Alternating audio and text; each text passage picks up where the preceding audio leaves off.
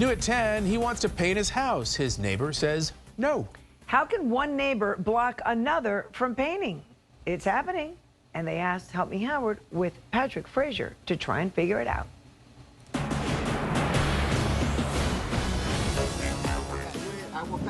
This won't surprise you. A lot of people in South Florida don't like their neighbors. And I asked the guy in a good way, get permission to clean and paint my other side. He refused it. Renee's neighbor Daryl didn't just tell him no. Come back on my property. I'm calling PD. I'm gonna have you arrested trespassing. Renee and Daryl live in a zero lot line neighborhood in South Dade, meaning each owns the land on one side of their house. Their neighbor owns the land on the other side, all the way up to the wall. Zero lot line. I'm supposed to be able to go 4 feet to allow me by law to paint, fix my size. After Renee power washed and then painted 3/4 of his house green, he explained to his neighbor why he believed he could stand on the 4 feet of Daryl's property to paint this wall. Daryl explained why he felt he couldn't. He's not licensed and insured. This is my property. Anything happens on my property, I'm responsible for it. Daryl did give Renee a way to finish painting his house. By law, he has a license and insured contract to go back there.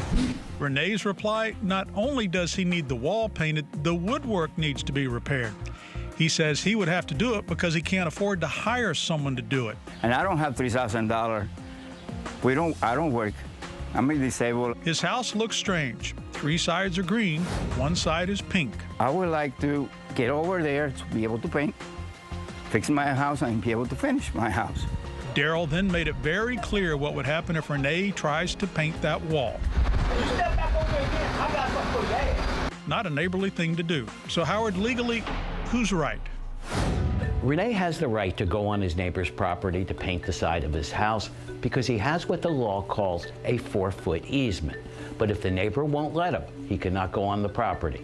He has to hire an attorney and go to court, where a judge will force the neighbor to let him paint and can force the neighbor to pay for his legal fees.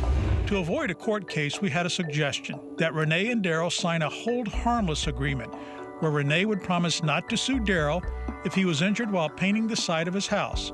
Renee said okay. In an email, Daryl wrote back no, unless he has a licensed and insured contractor.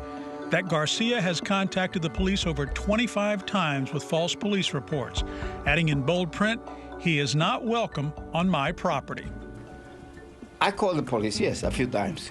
More than a few times, I would say more than 10 times. Renee said his calls about Daryl to the police were legit. Clearly, the two will never agree on anything. And this pink wall is going to remain pink, since Renee cannot hire an attorney or a painter. But I don't have the money to go ahead and do it. I'm behind the 8 ball and I can't do much. I can't do nothing, really. Unless a lawyer or painter comes along and offers to help Renee for free, that one wall is going to be pink for a long time. And this is why you get along with your neighbors. Been painted into a corner, got 0 chance of solving the problem?